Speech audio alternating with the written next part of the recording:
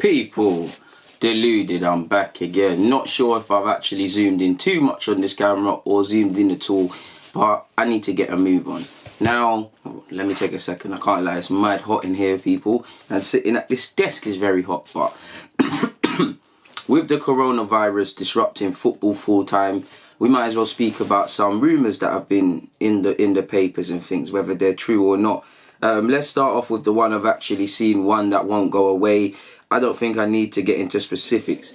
Clearly, the club are in the market for a centre-half. We've been linked with Lovren. I'm not here to speak about that. We've actually, again, been linked with Umtiti. Apparently, Samuel Umtiti has been offered to both Manchester United and Arsenal as the La Liga giants look to raise funds this summer by offloading Deadwood at the new camp. Now, you could say Barcelona. I wouldn't necessarily say a rebuild, but they need to, they've been facing questions. And you hear they're selling Umtiti to raise funds. There's a couple other players who could make way. Coutinho's future will have to get resolved. They tried to get Neymar allegedly last season. So you can see why. We're always linked with Umtiti. You can invent your own reasons and excuses as to why we might go for him. Raul Sanye's been at Barcelona, leveraging them contacts. Obviously, Arsenal have French ties. Obviously, we need a centre-half. If there was legitimacy to this rumour, if there is, I'll be all for him, man. He's better than what we have. He's an experienced individual. He's been around for a while now, even them Lyon days where he scored a banger against Spurs. So, yeah, man. I know he's had some injury issues and certain people might look at that with concerns, but I would take the chance if it came. And I'm sure Manchester United would the same if there actually is legs to it. Shout out to Olowu, Joseph Olowu, 20-year-old centre-half at Arsenal, who's on loan and playing at Cork City. Again, the schedule has been disrupted, but I'm pretty sure I saw that he's one player of the month out there. And the 20-year-old centre-half faces a near enough impossible task of breaking into the first team, but all he can do is play good in the conditions he's given and hope to take advantage of such people. Moving away from that and keeping our theme with the centre-halves, you've heard Mkhitaryan and Roma want to sign Mkhitaryan on a permanent basis. You've heard us linked with Chris Smalling. And these rumours won't go away. Apparently, we're prepared to meet the £25 million asking price from that Manchester United want for Chris Smalling. Obviously, since he's gone to Roma, he's played well. To be honest, he has to have a chance of England if the Euros is ever going to happen, people. Again, I don't believe these rumours. Again, I must admit, I don't want Smalling, but I am. If you was to ask me 6 months ago, I'd be a bit more animated in regards to the Smalling signing. It's a thing where I don't want him now, but it's not the end of the world. I don't think he's good enough and whatnot, but to bring us to the level. But yeah, that's my opinion. Moving on with the stories, and we know there's going to have to be a decision made on our number 9 people, Aubameyang. And again, rumours of Barcelona are there. We've heard previously Barcelona have moved away from his signing and now targeting Martinez of Inter Milan. We haven't really seen any other clubs linked with him. Again, they don't have to be linked with him. I think all the top 6 in the Premier League, I think Man United, maybe even Chelsea, I think they'll make cheeky offers depending on the fee and whatnot and his contract. I would if I was in their situation either way. Obviously, there's the European elites. And again, for the right price, considering his age, it could be a decent addition for a year or two. Now, we know he's got Spanish in him. Literally, his bloodline, he's got Gabon in him. And he's got Spanish in him, I believe, on his mother's side. He's a frequent speaker of the language of Spanish. I'm not too sure how good his Catalan is, if it is. And I must admit, my geography is poor. But allegedly, Aubameyang wants to sign for Barcelona. And the club have followed him since January and consider him an affordable option for the number 9 role. Again, this contradicts what we saw a few days ago, that they've moved away from him and targeted Martinez. So yeah, the report went on to say some of Aubameyang's family members have been living in a seaside resort near Barcelona for the past few months. So obviously, when there's a chance to be around family and things, there's always that opportunity. Obviously, as a footballer, you can take your family wherever. Like Aubameyang's lived in Italy, he's lived in Germany, he's obviously lived in London, probably missing out a country. He's obviously lived in France as well. I can't remember if it was permanent, but I'm sure he was at Saint Etienne on loan. So I don't think it's... Obviously, family is important, and if you've got roots somewhere, it's easier to settle down. But I think it's a thing where Aubameyang, he takes his family with him. Clearly, he's a multiple language speaker, so he won't really feel isolated.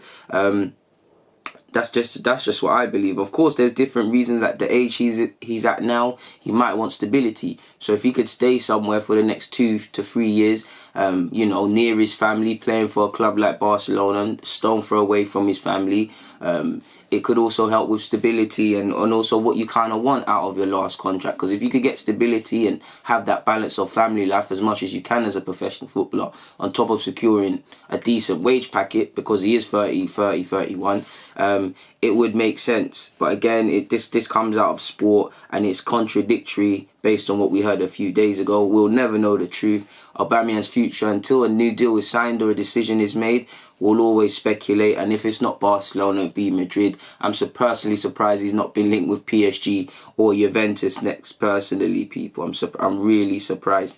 In case you've missed my previous vid, our club doctor Gary O'Driscoll has also rejected Liverpool. At least someone sought after by the big clubs, and they said we don't have any pull as a club. Like Raul Sanjay said, it's a different knock when we knock. But on a serious note, it's lovely to have that. I'm sure you all saw in The Athletic, it didn't exactly say Arsenal are going to move for Jayden Braaf of Manchester City, but if there is a chance for Arteta to leverage them contacts, then he should. Jayden Braaf has ripped Arsenal at the Emirates. He's destroyed almost any team he's played. He can score goals, he can dribble. He's firmly going to be set for a good future. People, I don't like to believe all this attitude stuff, but you did see him on Snapchat when he didn't make his debut for City. Very disappointing. From reports you hear, allegedly Pep Guardiola isn't really got much time for his attitude to a degree. And obviously at City, you're just one of many. You being an elite youngster and an elite player, you're not really that special in the sense of they're all supposed to be like that. You get it? That's what City are chasing. If we could get him, we tried to get Sandro, didn't bang. But if we could get him, I do think he's got all the tools to go to the top of the game. I know people say we've got Martinelli and Saka, and a lot of that's true. But this guy has potential to be a serious player in the future, people, based on what I've seen. He's truly a mercurial dribbler, can score goals, can get assists. A maverick. I actually think his attitude is actually decent. I like the bravado. I like the healthy chip on his shoulder. He's only 17, and yeah, what's all that? He's only 17. So again, you can't expect too much from the lad. But it is what it is in that regards, people. Finally, in fact, I don't know why I'm turning off the phone, because today, obviously, I believe UEFA are going to come out either in the next couple of days or today. We're all expecting an imminent. We've seen the Premier League, apparently they're going to have another meeting about, I guess, how to move forward. But apparently UEFA are going to have a meeting where they'll officially, confirm the Euros postponement, potentially give word on what happens with the Europa League and the Champions League, which Europa League is not our issue because we went out. Maybe Arsenal saw this happening. But apparently, Europeans' footballing governing body will demand compensation of about 275 million from its clubs and leagues to postpone Euro 2020 by a year in response to the corona pandemic. This is what UEFA estimates will cost to push the European Championships back by 12 months to June 2021, and will be relayed to European football stakeholders in emergency meetings on Tuesday, during which will be confirmed the tournament will be delayed by a year, people, which, is a mad thing. It's gone on to say the clear priority of the league, the clear priority of the members, leagues and clubs is to somehow complete the current season rather than abort competitions and treat existing standards as final, or rule the campaign null or void, given numerous legal challenges that would guarantee to arise as a result. And you're actually seeing a lot of that, people. EFL clubs will do this, Premier League clubs will do this club will do this, Champions League teams will do that. Again, we know there's not one ideal scenario. The best option, if somehow, is if, again, obviously we cannot resume as normal, but if we could resume at some point where we pick up where we left off in the Champions League and everyone domestically in the league, that's probably the best option, where everybody shuts up, because if you get to play your games and you finish where you finish, you can't blame anyone. If teams get relegated when they mathematically can get out, they're obviously going to feel hard done by. Teams might not get promoted. Obviously, other chopping and changing and whatnot. And there's not going to be a perfect scenario, people. There isn't. So you're going to see a lot of language like this. But apparently, other options on the table include extending the action into July or later, which could obviously cause huge complications around players' contracts that expire on the 30th of June. And there's also rumours of introducing a playoff system, people. Speaking on contracts, I actually screenshotted something for my own benefit because I was reading something on Sky Sports. The Grand National's been cancelled, people, so I can't get my bets in. But what I was saying is, FIFA is analysing the current situation and potential impact it may have on all areas of football, including player contracts. This is in relation to Corona. A number of players have their contract at Premier League clubs expiring on June 30th. Not going to list them all, but Matic, Jan Vertonghen, Ryan Fraser, Willian, these are players listed in the Sky Sports article, and I'm sure you can invent many more. As you lot know, the window opens June 10th and closes September the 1st. Obviously, if the league is postponed and extended, you know, and let's just say we start the league again in July, these lots' contracts are expired. Do you get it? There's also, I guess, not to get into specifics because they knew their contract's going to run out anyways, but I guess their scope of, do I get a couple of months extension because the campaign isn't finished? My contract is with the complications of Corona and I might drop off a level or two fitness-wise. I might not be in the best of form. My contract might be out. I might be left in the lurch sort of thing, people. So I'm keen to see how that will be played because, you know, you might not see it too tough at Premier League level, but lower down the leagues you will see that effect of contracts and the complications this potentially has on contracts. That's one thing they need to get right and whatnot, people. Really, really and truly. On that note, though, there's not much more to say. It's 8 o'clock, so I got to get out of here. People, it's always a pleasure.